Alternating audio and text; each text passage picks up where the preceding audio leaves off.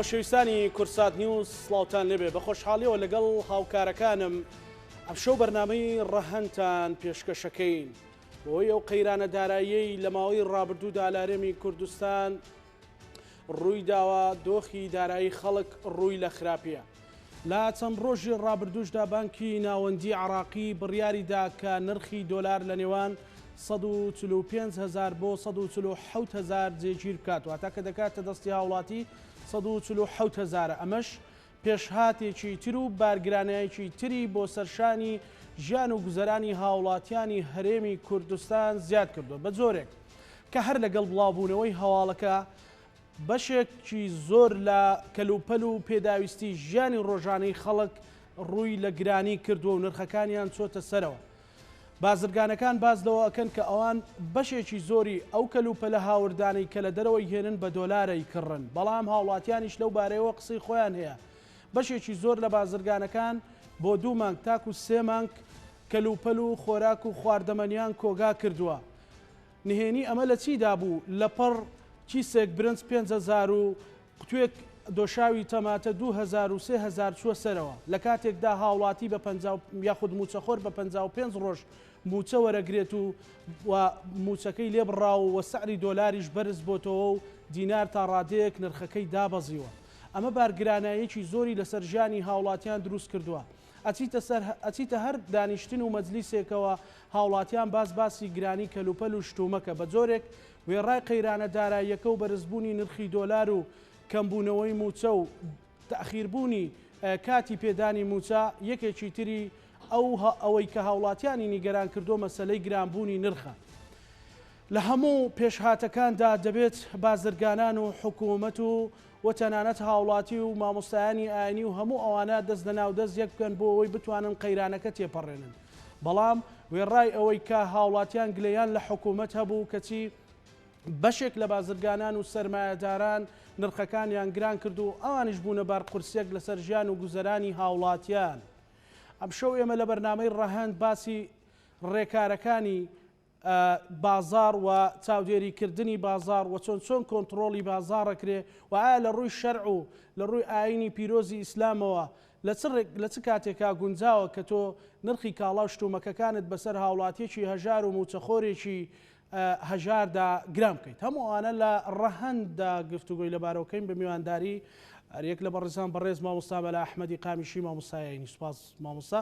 هەروەها بەڕێز شۆڕش کەمال ئەندامی لیژنەی باڵای قایم قامێتی سلێمانی سوپاس بۆ بەڕێستا، هەروەها بەڕێز دکتۆر هاوڕێ حەمەشوان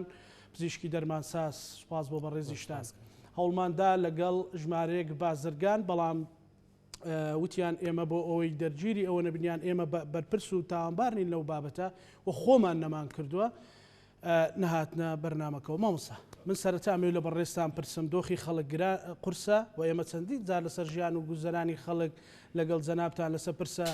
کۆمەڵایەتەکان قسە و گفتوگۆمان کردو. ئێستا دۆخێکی تر هاتۆتە پێشەوە گرانکردنی نرخی کەلوپەل بەبێ هۆکار لە ئاینی ئیسلامە چ پێناسەیەکی هەیە؟ بەناوی خۆی بەخشندەی مهرەبان سوپاسان دەکەم بۆ ئەم دەرفەتە و بۆ هەڵبژاردننی ئەم تەوەرەیە کە لە جێگەی خۆیدا بوو لە کات و ساتی خۆیدا بوو. بێگومان یەکێک لە مەقاسیدی شریعەتی ئیسلام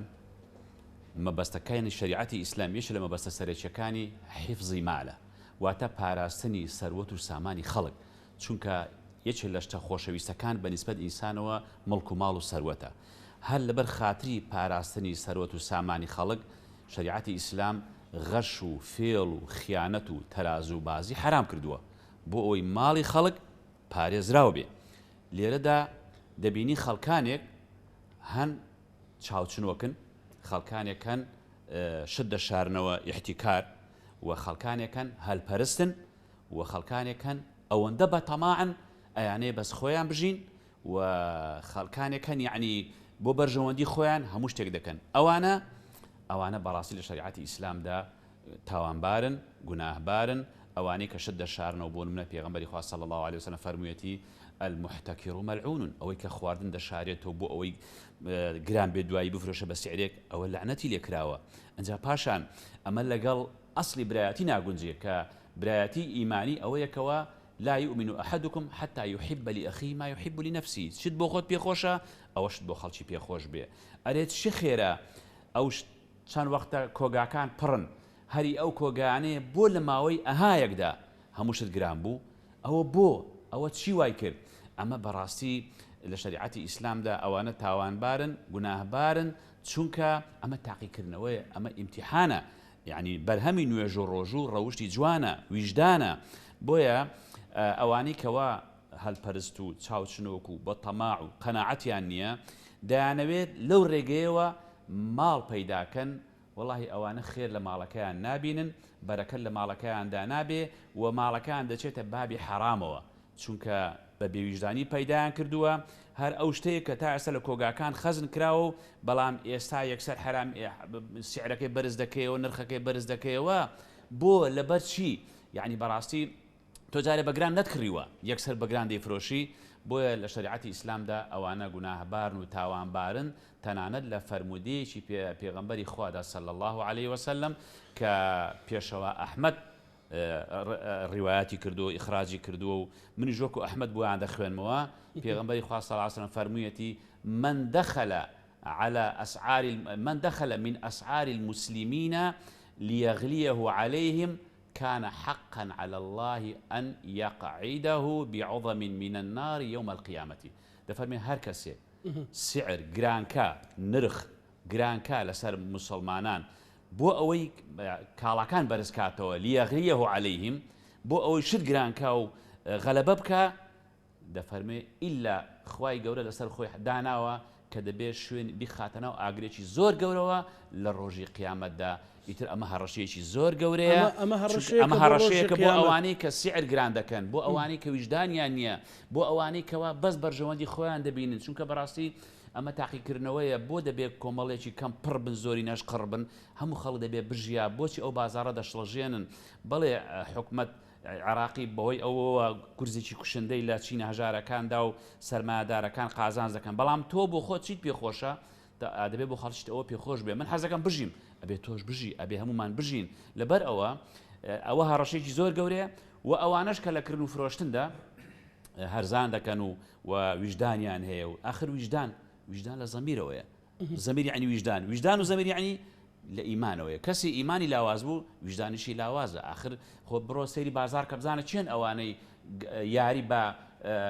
بە نرخەکان دەکەن ئەوانن زۆربیان ئایا ئەهلی مزگەوتن بێگومان نا خەڵکانێکن کە دوورن لەو شتانەوە ئەوەی کە وجدانی هەبێ ئەو کارە ناکە و ئەو مزجێنێش بەشە کە پێغەمبەری خوا صلی الله عليه وسلم لە فەرمودەیەکە کە ئیمامی بوخاری ڕیواەتی کردووە ئەمە زۆر مهمە کە پێغەمبەر دوعای بۆ کرد فەرمووی رحم الله امرأ وفي الرواية رحم الله رجلا سمحا إذا باع وإذا اشترى وإذا اقتضى رحمة لو بياوە بێت لە کاتی کڕین و فرۆشتن و قەزاوەتە سەمحان یعنی سەهلەن ئاسانکاری دەکە سەخاوەتی هەیە کەسێکە بە ویژدانە ئەوە پێغەمبەری خوا دوعای بۆ کردووە ئەو کەسێکەوە لە معاملەدا ئاسانکاری دەکە بە ویژدانە بە تەماع نییە بەڵام ئەو کەسێک کە سعر زیاد دەکە ئەوە پێغەمبەری خوا صلی الله علیه و سلم کە فەرموویەتی ئەوە خوای گەورە لەسەر خۆی داناوە کە بیخاتە ئاگرەوە زۆر باش شما گفتوگۆ زیاتر لەسەرەکەین کاک شۆڕژ ئێوەکو نموزەجێک لە هەرێمی کوردستان کە لیژنەی باڵا قایمقامەتی سلێمانی لە شارێکی گەورەیە ئەوانەت چیتان بەدی کردو سەرەتا ئەوە بڵێم ئایا هەست بەوەکەن کە بازار لە پڕ گران بوو لەگەڵ بەرزبوونەوەی نرخی دۆلار و دابەزینی نرخی دینار سەرەتا سپاس بۆ ئێوە بۆ بینەرانیش بێگومان ئێمە وەکو لیژنەی باڵای قایمقامەتی سلێمانی وە کۆی گشتی لیژنە هاوبەشەکانی قایمقامەتی قەزای مەڵبندی سلێمانی لە کۆی لە 38 لیژنەیە خۆی کۆکردوێتەوە بەردەوام لە کار و چالاکیان بۆ بەدواداچوون بۆ هەموو سێکتەرەکان کە پەیوەندی بە ژیانی تەندروست هەیە بۆ هاوڵاتیان ئێمە ئەسارکێکی تریشتان هاتوتە سەرەوەی چاودێریکردنی نرخە بێگومان پێشی هەرەوەش هەبوو بەڵێ بەردەوام ئەوژەوە نوێنەری بەڕێوەبەتی چاودێری بازرگانی لە بوونیان هەیە لە ناو لیژنەکانی قایمقامەتی سلێمانیە بەردەوام ئەوەش هەبووە ئێمە بەردەوامین لە کار و چالاکیەکانمان بەردەوامی لەوەی کە ئەو شوێنانە بەسەر بکەینەوە کە هیچی خواردنگە چ چێشخانەیە شوێنانەیە کە هاوڵاتیان ڕویانتی ئەگەم بۆی بە شێوەیەکی تەندروست خزمە گوزاریەکانیان پێشکەش کردوێ پێشکەش بکەن ئەوەی کە ئێستا هاتۆتە سەری نرخی کاڵاو شمەکە کە بڵێن بەداخەوە ئەو کاڵاو شمەکانە زۆرینەی پێداویستی ڕۆژانەی هاوڵاتیانە چێ لە خۆراک و خواردن و خواردنەوە ئەمانەیە طبعاً وەک خۆت ئاماژەت پێدا پەیوەندی بە بەرزبوونەوەی دراوی بیانی هەیە بەرامبەر بە دراوی عراقی ئەوەی تا ئێستا لیژنەی قایمقامێت تێبینی کردبێ ئێمە کۆمەڵێک شت هەیە لە بازارەکە لە دەرەوەی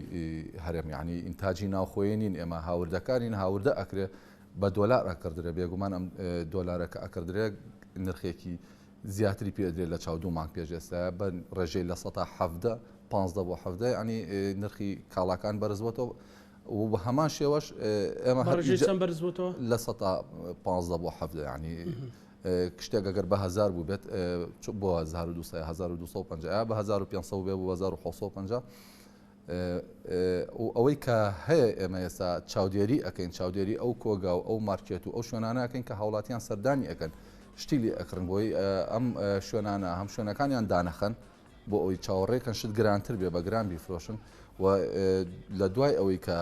دۆلار جێگیر ئەبێ بەرامبەر ئەو نرخەی کە بەرامبەر و نرخی بۆ دیناری عراقیەتی دووبارە ئێمە چاو ئەخشێنینەوە بەسەر نرخەکانە بۆ دیاریکردنی نرخەکان لە ئێستا هەست بەوەکەن کە نرخەکان ینی بەریەکەوتنتان هەبوو لەوەی کە نرخ زیای کردووە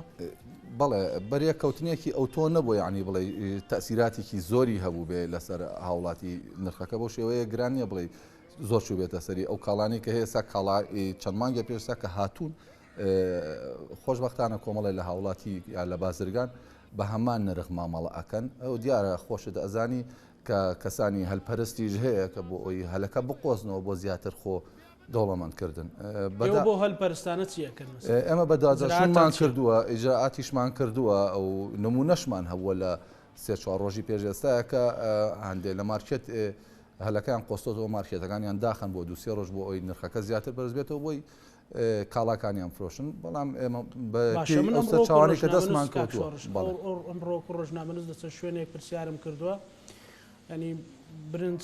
پێشتر هەبوو بە 41,000 دینار ئێستا بۆ بە 49,000 دینار بەڵێ مەسەلەن دۆشاوی تەماتە زیای کردو مەسەلەن کۆمەڵێک ئەمانە خەڵک ڕۆژانە پێویستی پێێتی ینی ئەمانە هەمووی زیادی کردو تەنانەت مەسەلەن کۆمەڵێک بابەتی تریش ینی لە پڕ زیادی کردووە پێت وایە یعنی هیچ بازرگانێک بۆی هەلپەرستە و بەوەی کە لەگەڵ ملەتەکەی خۆشیایەتی بای 3 مانگ 2 مانگ ئەم کەلوپەلانی لە کۆگادانە ناو ئێستا پێویستی بەوە نیە نرخەکەی بەرزکاتەوە بێگومان هەرچەنە من وەکو خۆم شۆڕش لە لیژنەی باڵای قانکە نوێنەری بەڕێبەراتی بێتەنەی سلێمانی پسپۆڕی من نییە لە بواری ئابوووریە ئەو شتانەیە بەڵام ئەو نرخی کە هەیە دۆلار بەرامبەر بە دینار ئەو کاڵایانەشی کە بوونیان هەیە کاڵای دەرەوەی عێراقن یعنی ئەم کاڵایانە بە دۆلار مامەڵیان لەگەڵا کردەوە بەستم ئێستاە بە دۆلار ڕێک نەیکڕیوە ڕێک ئەو بۆ پەلەپەلیشتی نهێناوە شتێکی تریژ هەیە بە حەزەکەم هەر بەرچاوڕوونیش بێ خۆ دەزانی زۆربەی کۆمپانیەکان شت ئێن بە قەرز بە من کە خاوەنی شوێنێکم ئەو کاتەم بە دۆلار ئەمدەنێ من دوایە بێ بە دۆلار بیاندەمەوە بێگومان ئەو شتە گۆڕانکاری بەسەرایەت بەڵام حەزەکەم ئەو قسەیەش بکەم یعنی ئەو شتەش بڵێم لیژنەکانی قایم قامێت ئێمە بە بەردەوامی دەستکراوین بۆ هەموو شوێنێک هەموو جمگە و هەموو سێکتەرەکان سەردانیانەکەین بۆ ئەوی نەهێڵین بە شێوەیەکی زۆر کتوپڕیانی بە شێوەیەکی خێرا ئەم نرخانە بەرز بێتەوە کە کاریگەری هەبێت لەسەر بژێوی و ژیانی هاوڵاتیان زۆر باشە دکتۆر بابەتێکی تر بە ڕێزیشتان هەم وەکو پزیشکێکی دەرمانساز وەکو هەم ئەندامێکی لیژنەی باڵا قایمقامەتی سلێمانی ینی مەسلەی دەرمان و کۆمەڵێک پێداویستی پزیشکیەکە ڕۆژانە کۆمەڵێک هاوڵاتی هەرێمی کوردستان لە هەژارەوە بۆ دەوڵەمە پێویستی پێبێ ئێوە گەیشتون بە چیتان بۆ دەرکەوتووە لە دوای ئەم ئاڵ و گۆڕ و ئەم باس و خواسێکە باز لە گرانبوونی هەموو کەلوپەلێگەکە زۆر سپاس کاکزانە سڵاو لە تۆ ساڵ لە بینەرانی کورساتیش بە خێراتی مامۆستا و کاک شۆڕشی شەگەم کاکزانە بە دڵنیاییەوە بابەتی دەرمان وەکو هەموو سێکتەرەکانی تر بە دەرنیە لەو زڕۆفەی کە هاتۆتە پێشەوانێ لەبەر گرانبوونی نرخی دۆلار لە ئێستاە نرخی دەرمانیش بێگومان وەکو هەموو بابەتەکانی تر بەرزی بەخۆ بینیوە و نرخی دەرمان ئەوەی کە تێبینیمان کردووە لە زۆربەی سەیدەلیات گران کراوە بەس حەزەکەم شتێک بەرچاوڕوونی بێ بۆ بینەرانی بەڕێز و بۆ هاوڵاتیانی شاری سلێمانی ئێمە چ وەکو سندیکای دەرمانسازانی کوردستان وەکو ئەندامێکی لیژنە هاوبەشەکانی تەندروستی قەزای مەڵبەندی سلێمانیش وەکو ئەوە تا ئێستا هیچ بڕیارێکی فەرمی هیچ نووسراوێکی فەرمیمان نییە کە ئێمە وەکو سندیکای دەرمانسازان نرخ گرام بکەین. هەروە کاک شۆڕش ئاماژی پێ کێشێک لە ئێستا ئەوەیە ڕەنگە بابەتی کڕینی دەرمان فەرقی هەبێت لەگەڵ هەندێک ترە ڕەنگە هەنێک کۆمپانیای خۆراکی ژواوێ بەڵام بزات دەرمان نرخی دەرمان ئەوەی کە دانراوە لە لایەن دەستگای جۆری کواڵتی کۆنتترۆلەوە دانراوە ئەو سیعرانە بە دۆلارە بەڵام لە ئێستا بەهۆی بەرزبوونەوەی نرخی دۆلارەوانێ و بەشێکی ئەو کێشەیەش کە هەیە زۆربەی کۆمپانیەکانی دەرمان بە قەرز دەرمان ئەیەن بە کۆگاکانی دەرمان و کۆگاکانی دەرمانیش بە هەمان شێوە بە شێوەیەکی قەرز ئەیەن بە سەیدەلیات و بەو شێوەیە ساغەکرێتوانێ با بڵین کۆگا هەیە دوای 3 مانگ 4 مانگ پارە لە شوێنان وەرەگرێتوانێ و ئەو سەیدەلێش کە مەوادەکەی کڕیوە با بڵین بە دۆلاری 120 هەتا 23 شکانوێتیوانێ ئەمڕۆ کۆگا داوای پارەی لی ئەکات بۆ نمونە 130,000 و 135,000 وەکو یارمەتی ئەگەر وەکو سعری خۆی بیشکێنێتوانێ 120 فەرقی یانی ئەگەر بە 145 بیشکێنێتوانێ سەیدەلیات زەرێکی زۆری بەرەکەوێ نۆرینگەکان بە هەمان شێوە خەستەخانەکان بە هەمان شێوە بەس ئەوەی کە زۆر گرنگە و ئێمە تەکیدمان لەسەر کردوتوانێ وەکو سندیکای دەرمانسازانیش هەوڵمان ناوە ئەو فەرقەی کە دروست بووە ئێمە وەکو سندیکا نەبینە پێشەنگ لە گرانکردنی نرخی دەرمانە و بەردەوامیش چاودێری ئەوەمان کردو و تەکیدیشمان کردوتەوە لەوەی کە با بڵین یارمەتی هاوڵاتیان بن کار ئاسانی بۆ هاوڵاتیان بکەن بە شێوەیەک نەبێت کە بارگرانیکی تر و زیاتر لەسەر خەڵک دروست ببێت هەوڵی تەواومان ناوە و لە هەمان کاتیشە هەوڵمان ناوە کۆمپانیەکانی دەرمان ئەوانەی کە دەرمانیان ناوە بە کۆگاکانی دەرمان لەو قەرزانی چەرمانێکی پێشویان هەوڵ بن دۆلار بە نرخێکی کەمتر بشکێنەوە هەتا زەرەرەکە تەقسیم بێ بەسەر هەردوو لایەنە بە تەسەوری بەڕێستانەوەی کە خۆشت پزیشکێکی دەرمان سازیت کەی کاریگەری ڕاستە و خۆکە ئەوەی کە کۆگا سەرچیەکان مەسەلەن دەرمان بکڕن لە دەرەوە بە دۆلار ئەگاتە ئەوەی کە بە 145 و 146 و حەوت بیکڕن مەسەلەن کەی ئەگاتەوە پێدوانی مەسەلەن کۆمەڵێک دەرمان هەیە کۆگا کراوە کاکزانە هەر حساب کە لەو ڕۆژەوە کە نرخی دۆلار گران بووە کاریگەری هەبووە چونکە بۆ نمونە کۆمپانیایەک تەڵەبیەکی هەیە ئۆردەرێکی هەیە داواکاریەکی هەیە با بڵێن دەرمان داواکە لە شەریکات لە دەرەوە کابرا حسابی ئەوە ناکە کە تۆ لێرە نرخی دۆلار گران بوو بۆ نمونە بای 20,000 دلار 30,000 دلار هەتا با بڵین 100,000 دلاریش کابرا هەر بە دۆلار هینی خۆی ئەوێت بەڵام ئەم کۆمپانیایی کە لێرەیە مەجبور بچێ 100 دلار بکڕێتەوە بەچەند بە 145,000 بۆ ڕاستەوخۆ ئەو کاتێک کە دەرمانەکەیانێ بە دڵنیایەوانێ نرخی دەرمانەکە بە گرانترەگاتە دەست بەڵام پێشتری کۆگا کراو نەبوو ینی ئەوانەی کە کۆگا کراوە وەک باسم کرد مشکلە لە قەرزەکەیە بەس وە گوتم گرنگترین شت ئەوەیە بە سعرێک دۆلارەکە بشکێنرێتوانێ کە زەرەکە تەقسیم بێ بەسەر هەردوو لایە و بە شێوەیەکی ئەو بەو خێراییە نرخی دەرمان گران نەکرێت لەسەر هاوڵاتیان زۆر باش شەما موسا ینی لە کۆمەڵێک بەسەرهات و ڕوودا و پێشاتەم لە دەقە ئاینەکان هەیە وام لە ژیانی پێش ئێمەیە هەیە کە لە حاڵەتی بەرز و نزمبوونەوەی دۆخی ئابووری وڵاتێکە پێویستی بەدەست لە ناو دەست یەکە مەسەن حتا لە مۆزوعی سوورەتی یوسفی شاهەیە کە یوسف پێغەمبەر عەلەیهی وسەلام مەسەلەن کە ئەبێ بە سەرداری میسر جۆرێک ئەوێ عەدالەت بەرپا بکات چاکسازی بکە عەدالەت بەرپا بکات مەسەلەن لەم حاڵەتەیە لە ڕووی ئاینیەوە کە کۆمەڵگەی ئێمە سەدا 98 بۆ 99 موسڵمانە پێویستمان بە چییە پێویستە چی بکەن هاوڵاتی بازرگان دوکاندار خاوەن فرۆشگا بۆ ئەگاتە تا ئەگاتە حکوومەت هەمومان بە پرسیارین لە هەموو ڕوویەکەوە بۆ تێپەڕاندنی ئەم قەیرانە چونکە ئێمە بەردەوام لە قەیران داین ئەوەی کە زۆر دەور دەبینێ بە ڕای ئێمە ئیمان عەقیدە و بیر و باوەڕ و ئیمان کە چیت بۆ خۆت پێخۆشە ئەوەشت بۆ خەڵک پێخۆش بێ بۆ برای موسڵمان ئەمە فەرمودەی پێغەمبەری خوا صلی الله علیه وسلم چارەسەرەکانیش بەوە دەکرێ بەڕاستی ویژدان زۆر گرنگە وتمان ویژدان لە ئیمانەوەیە کەسە دەڵێ های چەند بێ ویژدانە لەبەرەوەی بێ ئیمانە ئیمانی زەعیفە جا ویژدان لە سێ خاڵدا یەکەمان ویژدان لە ناخی تاکدا لە ناخی تاکەکاندا ویژدانەکە بجوڵێ بەهۆی ئیمانەوە کە ئیمامی عومەر خوا لێ ڕازی بێ فەرموویەتی حاسبوا ئەنفوسەکم قبل ئەن تحاسبوا محاسبەی خۆتان بکەن پێش ئەوەی لێ پێچینەوەتان لەگەڵ بگرێ آخر لێ پێچینەوە زۆر قورسە یعنی محاسبەی نەفسی خۆت یعنی من بۆ وام کرد بۆ ئەو شتم گران کرد ئەو حرامم بۆ خوارد ئەو خیانەتم بۆ کرد ئەو فێڵم بۆ کرد ئەو تەراز و بازیە محاسبەی خۆمان بکەین چونکە هەمومان لێ محاسبە دەکرین هەر ئەوەشە وای کردووە کە ئیمامی عومەر بە کۆڵانەکانی مەدینەدا دەگەڕا گوێی لێبوو لە بن دیوارێکە دایکەکە بەکسەکەی گول لە نیوە شەوا ڕۆڵە ئەو کاتی شیریان فرۆشتۆ ماست ڕۆڵە ئاوەکە زۆر کەرە شیرەکەەوە با زۆر بێ ئێمە بەوە دەژین ئەو شتێتی ئاخردای ئیمامی عومەر جارچەکەی فەرموویەتی حرامە ئاوی تێکەی ئەو شتێکی ڕۆڵە جاخۆ بەم نیوەشەوە عومەر لە کوێ ئاگەی لە چییە ئەو شت دایکەجان ئەی خوای عومەر ئەمە ئەم ویژدانە ئەم ئیمانە لە ناخی تاکەکاندا دروست بێتەوە جارێشکە کە ئەگەر لیژنەکانی قایم خامیش ئاگان لێ نەبێ کە ئەگەر حکومەتیش نەزانێ ئاسایش نەزانێ خوای هەمومان ئاگادارە خوا بکەین بە مڕاقیبی خۆمان کە هەرواشە ئەمە زۆر زۆر مهمە یعنی ئێمە لە کامێرێکی چاودێری بەسی دەپرسین کە عەبدێک دروستی کردو ئەی کامێرەی خوا کەواتای خاڵی یەکەم ویژدان لە ناخی تاکەکاندا خاڵی دووەم ویژدان لە ناخی بازرگانەکاندا کە ئەمڕۆ بزنسمان و کۆمپانیایە بازرگانەکانیش کە دەوڵەمەندەکانی ئەم وڵاتەن و کۆمەڵێکی زۆر ملیارلێر و ئەمانەمان هەیە لە وڵاتدا ئەوانەش دەبێت کەڵە پیاوی ڕۆژی تنگانە بن ئیمامی عوسمان ئاخر ئیسلام کەڵە پیاوی ئەوە دروست دەکا ئیمامی عوسمان کاتێک گرانی هات لە مەدینە کاروانێکی هاتەوە لە شام سەد وشتر بوو بازرگانەکان چوونیان پێشەوە بگاتێ ئەو ئێمەیەکی یەک بە دوو یەک بە سێ یەک بە چوار قازان یەک بە پێنج یەک بە دە یەک بە ئەوەندە ئیمامی عوسمان فەرمی زیاتریان داوتی وەڵای ئێمە کۆنتڕۆلی ئێرە دەکەین ئێمە بازرگانی کەسێک ناتوانێت زیاتر بە وتی خوای گەورە یەک بەدەی داوە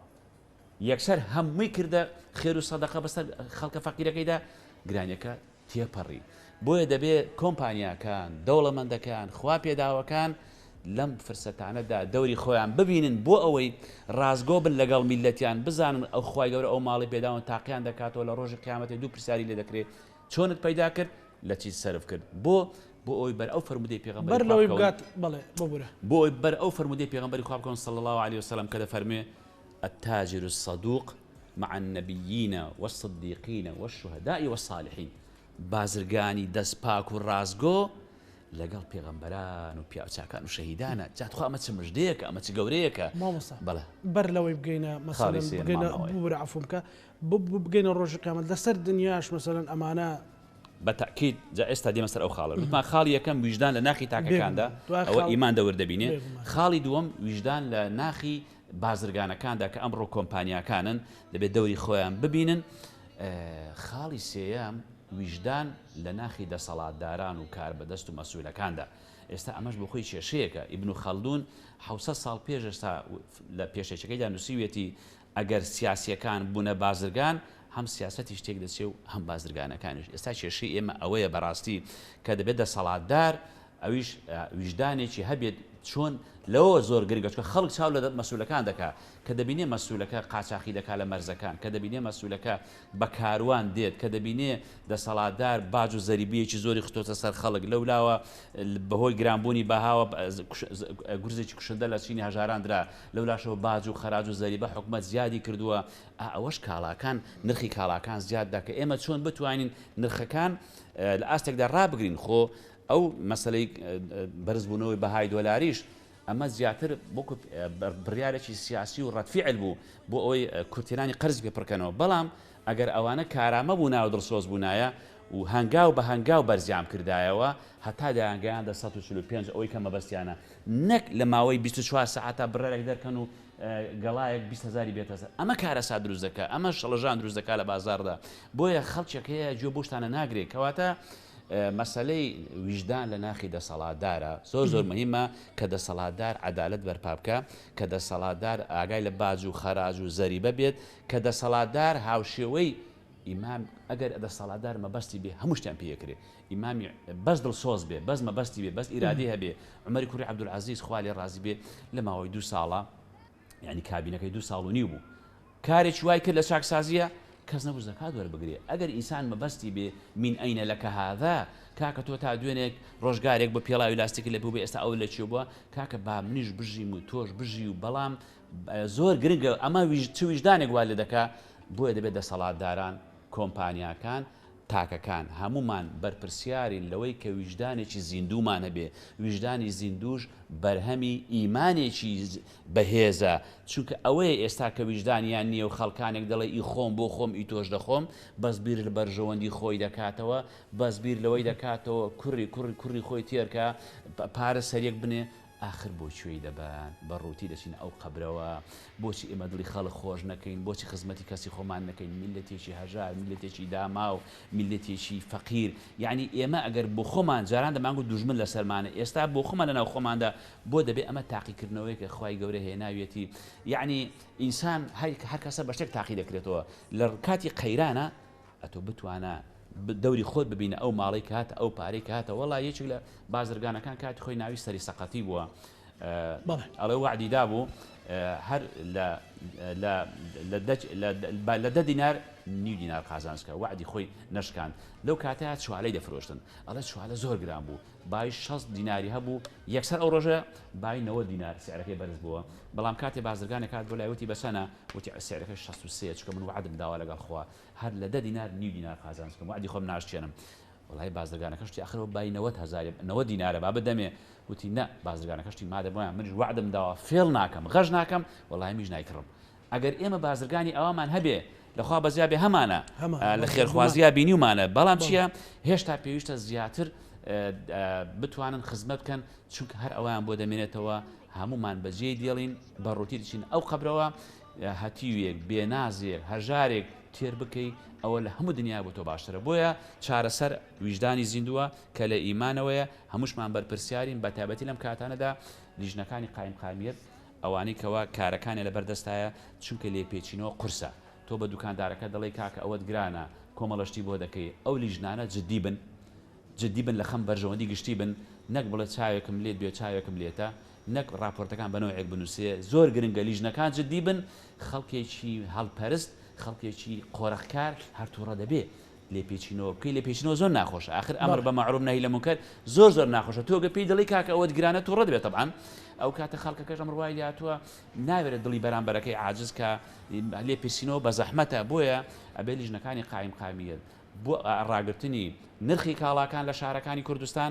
ئەبێ بەڕاستی جدی بن دڵسۆز بن و بە هەڵوێز بن و دەسەڵاتیش پشتیان بگرێ و بەس لە خوا بترسن سەرچاوی هەموو کارەکان لە خوا ترسانە زۆر باشە تا چەند پاڵپشتیتان هەیە تا چەند خەڵک هەماهەنگە لەگەڵتانە تا چەند مەسەلەن جدیت هەیە و خەڵک پەیوەندیتان پێوەکە لە گرنگکردنی شتومەک و کەلوپەلەکانە بەڵێ ئێمە ژمارەیەکی تەلەفۆنیمان هەیە کە لیژنەی قایم قامیت هاوڵاتیان پەیوەندی پێوەکە ئەو ژمارەیەش چەند جارێکیش لە ڕاگەیاندنەکان بڵاو بۆتەوە ئێستا لێرە دووبارەیەکەمەوە 1970 بەردەوام لە بەردەستە هەرچی هاوڵاتێک سکاڵای هەبوو لە هەرچی شوێنێک ئایا پەیوەندی بە نەبوونی سەلامەتی و مەرجی تەندروستیەوە یا گرانی نرخی شتومەک و کاڵاکان بوو ئێمە بەدواداچوونی بۆکەین ئیزافەتەن ئێمە بۆ زۆر قسەکانی مامۆسا و ئەم هاوڕێم کاک دکتۆر لیژنەکانی قایم قامەتی سلێمانی لە ماوەی ڕابردووشدا و ئێستاشە بەردەوامە لە کار و چالاکی و لە ئیشەکانی و بەدواداچوونیش بۆ هەموو سێکتەرەکانەکە وەکو پاڵپشتیش بڵێ بێگومان ئێمە پاڵپشتیمان هەیە هەم لە ڕووی یاسایی لە ڕووی یاساییەوە یاسا پاڵپشتیمانەکە بۆی ئیجرa'ات بەرامبەر هەموو ئەو شوێنانە بکەین کە سەرپێچی ئەەکەن ئیتر ئەم ئیجرa'اتە گەیشتۆتە ئەوەی بدرێ بە دادگا و بەندکردنیشی تێ بکەوێت. بەڵێ کاک شۆڕش ینی ئێوە بۆی کارەکانتان ئاسانتر بێەوە بۆی ئەرکە قورسەکە نەگاتە سەر شانی لیژنەکانی قایم قامت لە شار و شارۆچکەکان پێتان باشە چیتر بکرێت بۆ ئەوەی کە خەڵک بۆ هەژاریە نرخیشی لەسەر گران نەکرێت. بەڵێ هیوادارم بەڕاستی ئەمەی کە ئێڵم لە دەسەڵاتی کە ئێمە لە هەرێمی کوردستانە و حکوومەتێکی تر هەیە حکوومەتی مەرکەز لە بەغا لە دەسەڵاتی حکوومەتی مەرکەزە ئەم نرخەکە دانراوە ئەوان سابتیەکەن لەو نرخی کە خۆیان پێشببینی ئەەکەن هیوادارم بازرگانەکان زیاتر هاوکاری خەڵک بن و زیاتر ڕەچاوی ئەو کاڵایانە بن کە پەیوەندی بە ژیانی ڕۆژانەی خەڵکەوە ینی خۆراک نان لە پێش هەموو شتێکە بۆ باشە خەڵک گلەی ئەوە کاڵێ هێلکەی کوردی خۆ بە دۆلارنی هێلکەش گران بووە مەسەلەن گۆشت تا ڕادەیەک مەسەلەن گۆشتی ئاژەڵ خۆ بە دۆلارنی لە ناو خۆمانە هەیە ئەگەر قاچاقی ئاژەڵ و شت واز بهێنێ مەسەلەن ئەمە لە ناو خۆی ئەمە بوو بە دۆلار بۆ گران ببێت حتا ئێستاش نرخی گۆشت من ئەگەر ببوورە کاکسە ئاگادارین ئێمە ماوەیە پێش ئێستا نرخی گۆشت بە کۆی گشتی داشکە ینی هەرزان بەڵێ هەرزان بوو یعنی لە 16,000 هاتەوە بەرەو خوارد تاسا ئەو نرخی تێنە پەڕانەوە بچێتەوە سەر و 16,000 بەڵام ڕەنگە لە دەرەوەی چاودێریەکانی ئێوە مەسەلەن خەڵک ئەوی ئێڵێ بە هەمان نرخە 16,000 زیاتر نەکراوە تاسا زیاتر نەکرا بەڵێ بەڵام پێت وایە مەسەلەن یان ئەو کەلوپەلانەی کە یەکێک لەوانەی لە ڕووی ئابوووریەوە ئەبێ گرنگجی پێ بدرێ بەرهەمی خۆماڵیە جاگەر بەرهەمی خۆماڵیش گران بۆ خۆ ئەوەختە چیمان بۆ ئەزانانی چی کاکزانە بوو بۆ ئێمە باسی بەرهەمی خۆماڵی چیمان هەیە ئێمە بەڵێ ڕاستەکەی قسەکەی توێ ئەمە ئاژەڵ هەیە ئاژەڵمان لە وڵاتانەوە بۆ دێ لە وڵاتانەوە بەڵێ بازرگانەکانمان ئاژەڵ هاوردە ئەەکەن لێرە سەرە بەردرێ بەڵام پەرە نەدراوە بە کەرتی کوشتتوکاڵی کەرتی کوشتتوکاڵی لە وڵاتی ئەمە لاوازە تا ئێستا بۆیە زۆربەی هەم بەروبوومی میوە سەوزەوات و لەگەڵ ئاژەڵداری ینی بەروبوومەکانی ئاژەڵ و بەرهەمەکانی ئاژەڵی تاسە لە دەرەوە بۆمانێت و زیاتر ئەم نرخانی کە گران بووە ئەو شتانە گران بوون کە لە دەرەوەی وڵاتەوە دێن ئەم هاوردن یعنی نرخەکانیان مامەڵەکردنیان هەر لە ئەساس و لە بازرگانەکە بە دۆلارێکا لەگەڵیە خەڵەکە بۆ مەسەلەن شوێن هەبووە مەسەلەن بێوێ فێڵ لە ئێوە بکات بە جۆرێک لە جۆرەکان لا ئێوە نرخێک بڵێت بەڵام لە دەرەوەی ئێوە کە ئەڕۆن نرخێکی ترشت بفرۆشێت لە ڕابردووە بەڵێ هەبووە لە ڕابردووە نرخەکە دانراوە بۆ زۆر بۆ هەموو بەشەکان دانراوە ینی بەپێی شوێن و بەپێی کواڵەتی کە ئەم کاڵە ئەبێ نرخی ئەوەن دەبێت کە متابعە کراوە گرانتری فرۆشتەوە یا شتێک گرانتر بووە لەو نرخێکە بۆی دانراوە بێگومانەوە هەبووە ئێمە لێژنەکانی قایم قامێت لە ماوەی ساڵی 2020کەوە تێپەڕمان کردووە ئیشەڵا ساڵێکی خۆش و باش دێتە پێش کە ساڵی 2021کە تەمەناکەم ئەم قەیرانانە تێپەڕێنین ئەویش پەیوەندی بە ڕێکەوتنە سیاسیەکانەوە هەیە ئەوەی کە ئێمە کار و چالاکیەکانمان کردوە زیاتر لە 6,000 سەردانمان کردو بۆ هەموو شوێنە جیاوازەکانی ناوشاری لە ماوەی ئەو ساڵەیە 5,000 پسوڵی سەرپێچیمان کردووە ئەو 5,000 پسوڵی سەرپێچیە هەر هەمووی سزایە یعنی سزای مادیشی تیا سزای داخستنیشی تیا و سزای ئەوەشی تیا کە دراوە بە یاسا هەبووە پەیوەندی بە گرانکردنەوە هەبێ بەڵێ بێگومان ئەوەشی تیا و 4,000 پسوڵەشمان وەکو ئاگاداری دا بۆ شوێنانێک بۆ نمونە شوێنێکە کرێتەوە تازە کراوەتەوە هەندێک لە مەرج و ڕێنمایەکان کەم و کوڕیتە ئێمە پسوڵێکی ئاگاداری هێنێ کەم و کوڕیەکانی بۆ دیاری ئەەکەین لە ماوەی هەفتەیەکە بۆی چارەسەریکە زیاتر لە 900 تەن بەس مەواد و کاڵا و شتومەکی خراببوو و ماوە بەسەر شو تەلەف کراوە کاک شۆڕش مەسەلەن زۆر جار ئەچیتە کافەیەک ئەچیتە شوێنێک مەسەلەن هەر ئەو ئاوا لێرە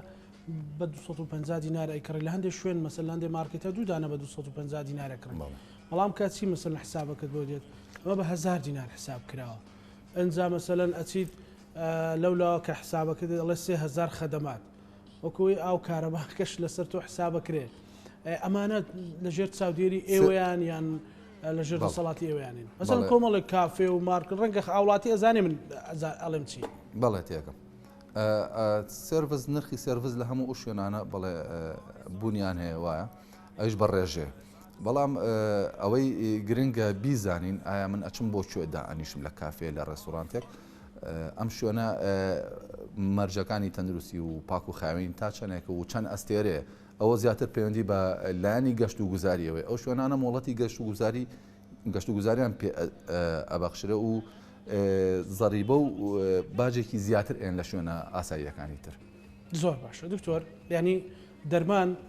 خەڵکێکی زۆر مەسەلەن ڕەنگە هەر مامۆستا ڕۆژانە کۆمەڵێک پەیوەندی پێ بگات ئێمە کۆ ڕۆژنامەنووس خەڵکی تر بڵێن کاکە نەخۆشیێکێ دەرمانی پێویستە دەرمان زۆر هەستیارێک و خەڵکێکی زۆری هەژاریش پێویست پێ و نەتوانێت بژێوەکەی بە شێوە بکە کە دەرمان بکڕێت چارەسەر لای ئێوە چیە بۆی بتوانێت بە گوژمێکی زۆر دەرمان نەچێتە سەرەوە مەسەلەن کاریگەری ئەوەندەی تر لەسەر ژیانی خەڵکی هەژار نەبێت بەڵێ کاکزانە خۆی بابەتی نرخی دەرمان پەیوەندی بە کواڵیتیەکەیەوە هەیە دڵنیام بۆ هەموو بابەتێکی تریژار بە هەمان شێوە ئێستا کۆمەڵێک شەریکاتێک کە پێیان وترێ شەریکاتی دایک مەزار کەمپانیەکان ئەوانەی کە بۆ یەکەم جارم دەرمانیان دۆزیوەتەوانێ نرخیان زۆر گرانە ینی ئەتوانم بڵێم هەموو هاوڵاتیشی ئاسایی ڕەنگە نەتوانێت بیان کڕێت بەڵام لە بەرامبەر کۆمەڵێک شەریکاتی ترمان هەیە کە بە جێنەریک ناوابرێن جۆرێک لە کۆپی ناتوانین ناوی بنی کۆپی بەڵام باڵێن هەر ئەو دەرمانەیە بەڵام بە شەریکەیەکی جیاواز جا شەریکەکە ئەوروپی بێت ئەمریکی بێت بە هەر شێوەیەکی تر ئەم شەریکاتانە نرخەکانیان لە چاو شەریکەی دایکە هەرزانترا بۆیە زۆر جار کاتێکە دکتۆرێکی بەڕێز ڕاچەتەیەک بۆ نەخۆشە نووسێ یعنی زۆر گرنگە ڕەچاوی گیرفانی نەخۆش بکات واتە هەموو نەخۆشەکە ڕەنگە نەتوانێت ئەم دەرمانانە بەکار بهێنێت و لە هەمان کاتیشە بە دڵنیاییەوە شەریکاتی کواڵەتی بەرزەکان واتە بڕاندەکان و شەریکاتی دایک کواڵەتیان زۆر باشترە بە بەراورد بە شەریکاتی تر ناڵی شەریکاتی تر خراپترە بەڵام لە هەموو عالەمی شاوایە لە هەموو دنیاوە شەریکاتی دایک گرانترێگن بەنسبەت ئەوەی کە نرخەکان کارێک بکەین کە زۆر نەچێتە سەروانێ هەر لە بیداەتی شاوک مامۆساژ ئاماژەی پێەیە ینی هەوڵ بدرێت ئاو کۆمپانیانە کۆگاکانی دەرمان و بە هەمان شێوە سایدەلیاتیش شتێک لەو خێری خۆیان بێنە خوارەوە کە پێشتر خێریان کردووە ڕەنگە کۆمپانیایەک جاران بە ڕێژەی 125 تاسی ئەوڵین تا 150 قازانجی کردووە ئەگەر هەوڵ بات یعنی لەسەر ئەساسی ئەوە نرخی دەرمانەکانی زیاد نەگا کە دۆلار بەرز بۆتەوانێ هەوڵ بە شتێک لە ڕبح و خێرەکەی خۆی بێنێتە خوارەوانێ تا ئەوەی هاوڵاتیش دەرمانەکەی لەسەر گران نەبێت باش ئێوەکو لیژنەکان کە بەڕێزان ڕای پیشەکەی خۆت ئەندامی لیژنەکەیت مەسەلەن تا چەند چاودێری دەرمانی کواڵەتی خراپ و ئاەتان کردو کە هەندێک جار مەسەلە من پەرلەمانتارێکم دوان لە بەرنمەیە کاڵێ دەرمانێکی زۆر بە قاچاق دێتەوە وتی مەسەلەن لەسەر شانسی ئۆتۆمبیلی بار هەڵگر و ئەمانە شارراوەتەوە هەندراوە تارێمی کوردستان تا چەند دەستان بە سەرداگرتۆ لە چاودێری کردنە بە دڵنیایە و کاکزانە هەر لەسەر ئەکسلی سیارە و هەر لە بۆنیتی سیارە و هەر لە ژێر کوشنا و بە ئەنواع شێوە دەرمانی قاچاقیەتە وڵاتوانێ بابەتی قاچاق شتێک نییە ینی لە هەموو دنیاە ئەگەر تۆ دیقەت بێ لەسەر سنوورەکان خەڵک بە قاچاق ئەچێتە شوێن چ جایی بگاتە دەرمان و کەلوپەل یعنی بە دڵنیاییوانێ بابەتی قاچاق لە وڵاتی ئێمە هەیە و دەرمانێکی زۆر بە قاچاقیەتە ئەم وڵاتەوە بەس ئەبێ بپرسین ئایا ئەم دەرمانانە چین ئەم دەرمانانە بۆ بە قاچاقیان ئایا ئەو دەرمانانی کە بە قاچاقیە لە سنوورەکان و داخلی ناو شاری سلێمانیەکرێن ئایا هەمویان کواڵەتیان خراپە بەداخەوە ئەیڵێم لێرە کەم تەرخەمیەک لە وەزارەتی تەندروستیا هەیە کە چەند جاری کەش لە چەندیمانی ترا باسمان لەوە کردووە کۆمەڵێک دەرمان هەن کە پێویستی ڕۆژانی نەخۆشن ئەو نەخۆشانی کە شێرپەنجیان هەیە کۆمەڵێک نەخۆشی دڵی هەیە کە دەرمانەکانیان بە ئەستەم دەزەکەوێت ینی کەسێک کە با بڵێن زەرعی گورچیلەی بۆ کراوە ئەگەرم دەرمانە نەخوات لە ماوەی کەما ڕەنگە گیان لە دەستبات بۆیە زۆر گرنگ بۆ چەندین جاریش داوامان کردو وەزارەتی تەندروستی خۆی بەم ئەرکە هەستێت لیستێک لەو دەرمانانەی کە ضرورەتە بۆ ژیانی هاوڵاتی ئەوانە بێنێتە بازاڕەوانێ و ئێمە ئەبێ ئەسڵەن دەستخۆشی زۆر جاریانی ئەم شتە لەوانەیە ئینیش نەبێت کە لێرە من باسێکم خۆش نەبێت هەندێک جار ئەبێ بڵین دەستخۆشی لە کەسێک بکەین کە بە قاچاق هەنێمەوە دێنێتە ئەم وڵاتەوە ینی ئەگەر سبەی ڕۆژ من باوکی خۆم کەسی خۆم ینی کەسە نزیەکانم تووشی نەخۆشیم بڕۆم هانا بۆ قاچاقچەکە بەرم دەرمانەکە لەو بکڕم بۆ یعنی لەبەر ئەوەی دەرمانەکە دەست ناکەوێت ینی سیرەکەی وڵاتێکی وەکو ئێران کە دراو سێمانە وڵاتێکی وەکو تورکیا کە بۆ بە قاچاق دەستەکەوێت بەڵام لەم وڵاتانە هەموو هەیە بەس وڵاتی ئێمە نییە یعنی وەگوتم ئەمە کەم تەرخەمی وەزارەتی تەندروستیە کە هەوڵینەوە ئەو دەرمانانی کە پێیوەستە بە ژیانی هاوڵاتیەوانە پێیوەستە بە ژیانی نەخۆشەوانێ بەردەستی بخا بۆ نەخۆش و بۆ ئەوی خەڵک مەجبور نەبێ بچێ شتێک بە قاچاق بێنە کە لە بۆنیتی سیارەیە کاڵگیرەوە هۆرمۆنێکی گەشە بێنە کە لە سەر ئەکسلی سیارەیە کەڵگیرەوە بە گەرمای هاوین ئەهێنرێتە ئێرە و لەم نەخۆشە ئەدرێت بە 90,000 هیچ کواڵەتیەکی نییە هیچ زمانێک نییە بۆ بڵێ ئەم دەرمانە کواڵەتی هەیە چکە بەڕاستی پێت بڵێم چەند دەستێکە کات کە حرمەتم هەیە ئەو کەسانە نەخوێنەوارن بە ئیشەکە کۆمەڵک دەرمانمان هەیە ئەمە بێت لە پلەی 2 بۆ 8 هەڵبگیرێ بەڵام بەداخەوە کە تۆ ئیخیت دەسەر ئەکسلی ئەم سیارە و بەو گەرمای هاوینەیەتە ئەم دیوانێ ترەوە ئەبێ دوعای بۆ بخوێنی کە ئەم دەرمانە ئیش بکات پێت وایە بەڕێزت وەکو گەنجێک ینی با لە پیشە و ئەرک و پلەکان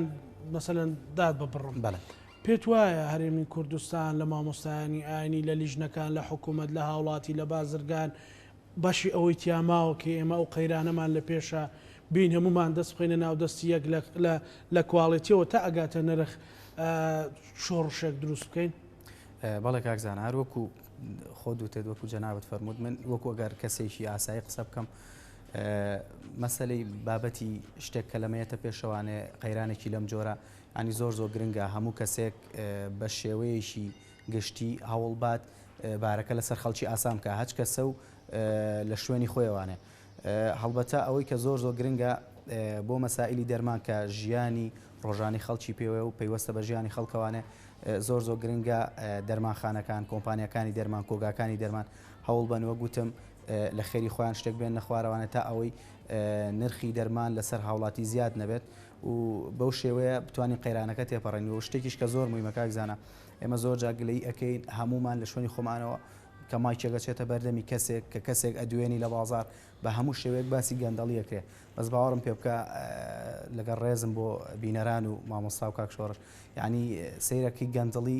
گەشتۆتە ئاستێک یعنی لە تاک بە تاکی ئەم کۆمەڵگەیە هەیە ینی سیرەکەی ئەگەر شوێنێک کۆگایکی دەرمان سایدەلیەک بە شێوشی گشتی نانی ئەوانی کە ئێمە ڕۆژانە ئەیان بینین ئەگەر چاودێری و ڕقابەی لیژنەوە بەشەکانی تەندروستی قایم قامەتیان لەسەر نەبێ بەڕاستی کارە سادڕۆیە ئەنی بەڕاستی کۆمەڵی کەسی بێویژدان کۆمەڵ کەسی کارەساتەکە ئەوەیە یعنی زۆر کەس هەیە مەوادێک بە قاچاق داخڵ ئەکات کە سێرەکە هیچ کواڵتیەکی نییە لە هەمان کاتە ئەو دەرمانە بەستی کەر لە بازارە هەیە دەستگای کواڵتی کۆنتترۆل بە شێوەیەکی ڕستمی هێناوەتی ئامڵاتوانە بەڵام بەداخەوە کەسێک ئەچێ لەبەر ئەوەی شتێک هەرزانترا ئەیهێنێتە ناوانێ و بەداخەوە چەند کەسێکی نابەرپرسیش بە هەمان شێوە دەرمانەکانیان لێکردن و بە هەمان نرخی دەرمانە ستیکەرە ئەسڵێکە ئیفرۆشێتەوە لە بازارە کە ئەمە تێبینیمان کردو لە زۆر شوێن و خۆشبەختانە ئێمە وەکو لیژنە هاوبەشەکانی تەندروستی قایم قامەت هەوڵمان ناوە هەموو ئەو دەرمانانەی کە بە شێوەیەشی ناڕستمی و نافەرمی هێنرێتە ئێرەوانە و ستیکەری کواڵتی کۆنتترۆلی لەسەر نییە ئێمە دەستیان بەسەرا بگرین و ئەو شوێنانش ڕوبەڕووی لێپیشتینەوە یاسایی بکەین. مامۆستا ئەکید ئێمە باسی بازرگانەکەین کۆمەڵک بازرگانی زۆر بە ویژدانیشمانێ کۆمەڵک کۆمپانیامان هەیە کە ڕەنگە لەم قەیرانی کۆرۆنایە زۆر فریای هەژاران و خاوەن پێداویست تایبەتەکان کەوت بن لە دروستکردنی سەلەی خۆراک لە هەر شتێک بەڵام ئێمە باسی ئەوەکەین کە ئەرکە قورسەکە ئەخەنە سەرشانی هەوڵاتیان بەڕێزە دۆک مامۆستایەکی ئاینی بۆی ڕوونتر بێ کە ئەمە هەیە ڕۆژانە چەند کەس ڕوبەڕوو بتەبێتەوە چ بە تەلەفۆن بێت چ بۆی کە لە مزگەوت بێت بڵێن ئەمە ژیان و گوزەرانمانە حاڵ و گوزەران ئەو نمونانە لای بەڕێستان چین بۆ ئەگەر بازرگانێک سەرمایه‌دارێکی کە ئێستا خۆی لەبیر چۆتەوە ئەمە بەبیستێ بەڵکو ببێتە مای ئەوەی کە وجدانی بجوڵێنێت هە لەسەر قسەی کاک دکتۆر بە ئیزافی قسەکانی ئەو هەر کەسێکە لەگەڵی دادەنیشی بەعام گلەی هەیە ئێکاکە هەمووی گلەی هەیە و ناڕازیەوە دەیت تۆ لە خۆتۆ دەست پێ بکە لە خۆتۆ دەست پێ یانی ئەوکە گلەی دەکات زۆر زار بەخۆی گەندەڵە ئەمە لەلایشکەوە ئێمە وەکو لەسەرتا ئاماژەمان پێدا هەمومان بەرپرسیارین کە بەرپرسیارین ئێمە وەکو مامۆستایانی ئاینی بۆ نمونە لە وتارەکانی هەینیان باسمان کردووە کە خەڵچینە ئەمە تاقیکردنەوەیەکە و ئەوەش تێدەپەڕێ زۆرمان تێپەڕاندو ئەوەش تێدەپەڕێ ئەوە یەک دوو لیژنەی فتووە کوردستان فتوای دەرکردووە کە دەبێ کڕیار و فرۆشیارەکان هاوکاری یەکتر بێن و حەدی وەسەد دابنێن ئەنجا مەسەلەن ئەوەی دۆلار قەرزارە ئەبێ هەر دۆلار باتەوە مەسەلەن کێشەی قەرز دروست دەبێت لە بینی کڕیار و فرۆشیارەکاندا ئەمە لیژنەی فتووە قسەی لەسەر کردووە لە وتارەکانی ئەهەینیا باسمان کردووە بەڵام ئێمە چەند کێشەیەکمان هەیە لێمان بۆ بە کەلتور یەکێ لەو کێشانە چییە؟ قاچاقچێتی ئەو کەسێک کە دەرمان و خواردن دێنێ لە سنوورەکانەوە ئەو شتێک کە دەیهێنێ بەو کاروانە گەورەیە ناچێتە چوارچەوەی ڕێنمایەکانی تەندروستیان ڕێنمایەکانی قایم قامیت کە لە هەم لە سیعرە هەم لە کوالیتیە ئەنجا ئەو کەسش کە قاچاقچێتی دەکا کەسێکی سادە و ئاسایی نییە تۆ ناتوانین لێ پێچێنەوە لەگەڵ بکەیت چونکە ئەوە دەستێکی لە پشتە ئەوە قووەتێکی لە پشتە کەسێکی ئاسا ئەمە دەمانەوێت بە هەموو لایەکمان هەوڵ بین یاسا سەروەر بێ خزمەتی کوردستانەکەی خۆمان بکەین بۆچی دوژمن بە خۆمان خۆشکەین ئەم قاچاقچێتیە زەرەدێکی زۆری لە هەم لە وارداتی کوردستان هەم لە ئیشتەکانیش داوە ئەوە دوو سێ منیشیان خاڵش کە هەیە وەکو کەلتوری لاتوە شتێک هەیە لە ئێمەدا پێ دەڵێن ئەها بەنزی گرام بوو کاتی خۆی چەند زار بینیوتانەکە لە قەیرانی سوتەمەنیە یەکسەر بە هەل ماوەی چەند دقیقەیەکدا یەکسەر بەنزیخانەیەکی تیانەما کۆمەڵە خەڵکێک لە بەنزیخانەکان قازانجیان کردووە ئەوە یەک ئەها بینیتان لە کاتی ڕێفراندۆمدا ئەگە لە بیرتان بێت لە دوای ڕێفراندۆمەکە ئابووری ناسان دایانگوت لە کۆگاکانی کوردستاندا بای 2 ساڵ خواردەمەنی کۆگاکراوە ئەوە من ڕاپۆرتەکەم لایە لە ماوەی شەو ڕۆژێکدا هیچ شتێک لە کۆگاکدانەما سۆپەرمارکێتەکان ئەو خەڵکە هەمووی کۆتەشت کڕین دوایش هاتنەوە سەر خاڵی سفرۆمووی خراببوو هەمووشیان دوای بەزار دافرۆشتەوە ئەم ئەها چی بوو گرانی ئەها دۆلار ئەها نەوت ئەها سوتەمەنی ئا خوارد یعنی با ئێمە بۆچی قەناعەتمان بە خۆمان نەبێ بۆچی تەوەکلمان بەو خوایە نەبێ یعنی بۆچی ئێمە ئەومان لێ هاتووە ئەوە مەسەلەکە جارێ ئیعلامێکی چاواشەکاری هەیە مێشە دەکا بەگامێش ئەمە بەڕاستی کێشەیەکی زۆری دروست کردووە ئەو جار بەڕاستی حکومەتیش دەبێت بەڕاستی تونند و تۆڵ بێ لە جێبەجێکردنی ڕێنمایی یاساکاندا جا ئەم مەسلەی قاچاقچێتی ئەم مەسلەی ئەها گران بوو ئەمە کۆمەڵی گرفتی دروست کردووە بۆیە ئێمە ڕۆژانە خەڵک ڕوبەڕوومان دەبێتەوە ئێمە بەڕاستی هەمووی ناڕازیە خەڵکێکی زۆر تەبعاً هەمووینە چونکە ئەوەی ئێستا دۆلاری مرتاحە چاوەڕێ دەڵێ کەی جێگیر دەبێت لە 47 ئەوەی کە دیناریشی هەیە بێتاقەتە بەڵام دەبێت ئێمە چۆن بەرژەوەندی خۆم دەوێت ئەوش بەرژەوەندی ئەو خەڵکەمان بوێ چونکە ئێمە هەمومان دەبێت بەیەکەوە ژیان پێکەوە جوانین ئێمە ئەم پارودارایی کە کۆی دەکەینەوە یعنی بۆ چۆی دەبین قەنەعەتان بێ زەلام هەبووە هەر لە دەوروبەری خۆمان کە بینیومە خەڵک وەکو بڵێ خێری پێشەوە زلێکی جوانی لەبەر نەکردووە بە دڵی خۆی نایی نەخواردووە کاتێک کە مردووە مامۆستاوەری بیراتەکەمان بۆ بەشکە وڵات سێ دەفتەر لەبەر بزێماوە برارۆ تۆ لەبەرەوە بۆی چۆی دەبین ئێمە بۆیە ئێمە هەمومان ڕۆژانە کە هەم ڕۆژێک کە کات دەڕوا دووچاری سێ تاقیکردنەوە دەبین سێ موسیبەت با ئەو سێ موسیبەتە لەبەر چاومان بێت یەکەمیان هەموو ڕۆژێک لە مردن لە تەمەنمان کەم دەبێتەوە لە مردن نزیک دەبینەوە بەڵام کاتێک کە لە تەمەنمان کەم دەبێتەوە گوێی پێ نادەین بەس کە لە ماڵەکەمان کەم بێتەوە لە پارەکەمان زۆر خەمی بۆ دەخۆین دەوەڵی پارە پێیا بێتەوە بەس بەخوا تەمەن پێیا نابێتەوە ئەمە یەک دوو ئەو ڕزق و ڕۆزی کە دەیخۆی یان حەڵاڵە یان حرامە ئەگەر حەڵاڵ بێ حیساب و کتابی لەسرە ئیسرافت لێ کردووە یان نا چۆنت پەیدا کردووە چۆنت خواردووە پیسە پاکە ئەگەر حرامیش بێت سزای بەدواوەیە پەنا بەخوا ئەمە دوو سێمینیشیان هەر ڕۆژێکمان کرێ دەڕوە لە قیامە نزیک دەبینەوە لە دنیا دوور دەکەوینەوە کەچی ئەوەنە بە دنیا مەشغوڵین گوێ بە قیامەت نادەین ئێستا هەموو غەمی ئەو خەڵکە گەڵایە چ باسە سەیری ئەم کەناڵانە دەکەن بەپەلە ئەمانە شتەکان ئەوە لێ کردووە یعنی بەڕاستی ئەو خەڵکێک وای لێ هاتووە غافڵ بووە لە دوا ڕۆژی خۆی لە داهاتوی خۆی با ئێمە بینەوە سەر خۆمان و بە ئەوەش بەوە دەبێت پێش هەموو شتێک یەکێک لە پیاوچاکان لیان پرسی وتیان ئەرێ چیە تۆ دامە دەم بە خەندە و پێکەنین و هەر خەمت نییە جاوتیت خوا خەم لە چی بخۆم مادەم هەموو شتەکانم بەدەست خوایە ئەزەلم بەدەست خوایە ڕزقم بەدەست خوایە ئەرێ خەمی چی بخۆین خەڵک بەعام خەمبارە خەمباری دنیاشە وای لێ هاتووە نە شەهادەت ئەو دەورەی ماوە نە شەخسیەت یعنی وای لێ هاتووە هەموو شتێک بۆتە پارە عالەم بۆ شێت و هارە یعنی بۆ لەبەرەوە جارێش کە دەبێ مڕازعی خۆمان بکەینەوە